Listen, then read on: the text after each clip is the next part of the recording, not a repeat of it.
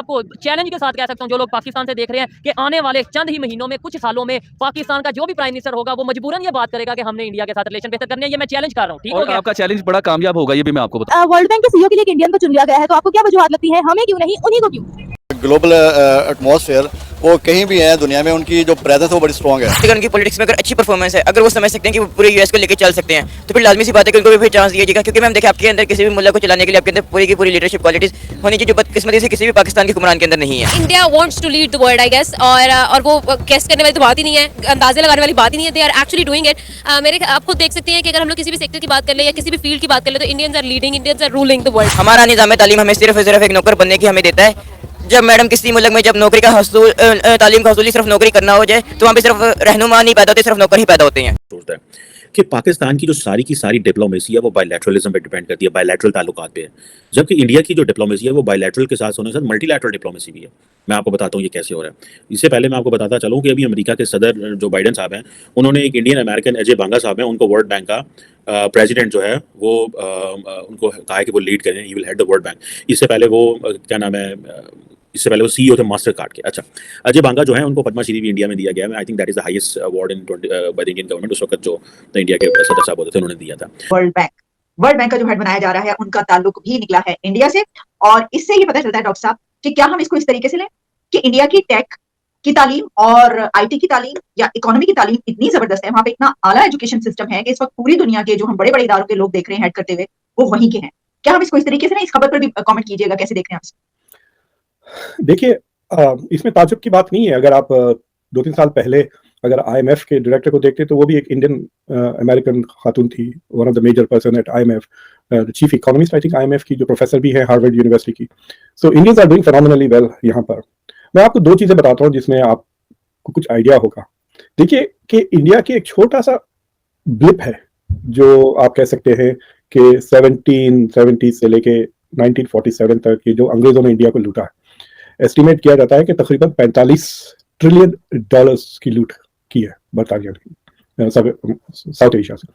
लेकिन उससे पहले अगर आप औरंगजेब, शाहजहां वगैरह के जमाने में गए तो इंडिया की GDP was around 40% of the global GDP. यानी अभी अमेरिका जो 1970s में हुआ करता था उतना इकोनॉमिक डोमिनेशन। तो India was always a great place. और जो मुस्लिम्स अटैक भी हुए थे, उसको सोने की चिड़िया कहते थे ना, इट वाज ऑलरेडी, तो वो शुरू से इट वाज अप देयर, और शुरू से इट वाज नॉलेज ओरिएंटेड। आपको पता है नालंदा यूनिवर्सिटी वगैरह काफी पुराने हैं ये इदारे जिसमें इल्म की मतलब फोकस होता है। मैं कभी कभी लोगों से पूछता हूँ कि ऑटोमन्स ने 600 साल हुकूमत की है, ऑटोमन एम्पायर ने कोई बड़े यूनिवर्सिटीज बनाए? आप मुझे मिसाल दे सकती हैं? नहीं, दे आर वेरी फ्यू। जो गोल्डन एज थी इस्लाम की वो अब्बासिद पीरियड्स में हुई। So India has always been knowledge oriented तो हिस्टोरिकली, और वो चला आता है अब भी। बस उनके हजारों साल का उनके पास वो कल्चर है और वो मोमेंटम है, हिस्टोरिकल मोमेंटम है on how to do well in test वगैरह। तो इंडिया में भी ये चीज है। बट इंडिपेंडेंस के बाद से India really stepped on education education education. तो पब्लिक के कल्चर में भी ये बात आ गया है। तो यहाँ पर भी लोग काफी फोकस ऑन एजुकेशन भी करते हैं। और दूसरी चीज ये है कि they are also very dedicated लोग। तो आप मतलब बदमाशियां नहीं करते, आपकी कंपनी के लिए काम करेंगे, ऐसी शेडी हरकतें नहीं। You can rarely see India के कोई लोग ऐसा चीजों में इन्वॉल्व है। एक दो केसेस हुए हैं on a very large scale corruption के वगैरह, but nothing across the board. So there is a culture of achievement in academia, dedication in job, वगैरह। So it is not a surprise that they are doing well.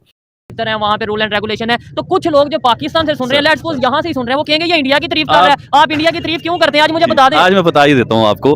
आज से चंद साल पहले ना मैं India को अच्छा बोलता था। देखिए, जो अच्छा कर रहा है हमारा हमसाया है, हम सबसे पहले उसे अच्छा कहेंगे। जबरदस्त। तो मेरे दोस्त जो है ना, मेरे दोस्त मुझे कहते थे तू पाकिस्तानी होकर ये क्या कर रहा है, और भाई वो तरक्की कर रहे हैं। वो सब आज वो दोस्त मेरे अपने मुंह से कहते हैं कि इंडिया बेस्ट। मैं आपको चैलेंज के साथ कह सकता हूँ, जो लोग पाकिस्तान से देख रहे हैं कि आने वाले चंद ही महीनों में, कुछ सालों में पाकिस्तान का जो भी प्राइम मिनिस्टर होगा वो मजबूरन ये बात करेगा कि हमने इंडिया के साथ रिलेशन बेहतर करने हैं। ये मैं चैलेंज कर रहा हूँ, ठीक हो गया? आपका चैलेंज बड़ा कामयाब होगा, ये भी मैं आपको बताऊं क्यों।